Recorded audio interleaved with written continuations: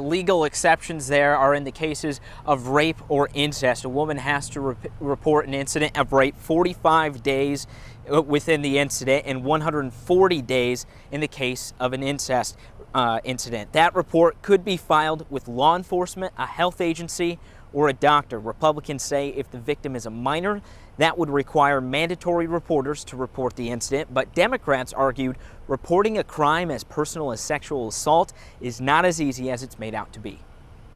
These legal exceptions include if the pregnancy is a result of rape or incest, or if the unborn child has a fetal abnormality and will not survive outside of the womb. The law as currently written, the bill as currently written, would be forcing these women to carry out their pregnancy because they were not able to safely report what had happened.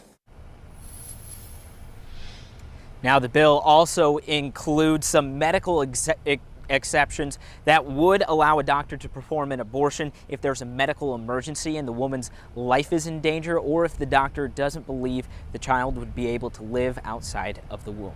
We're live in Des Moines. Bo Bowman, KCCI 8 News, Iowa's news leader.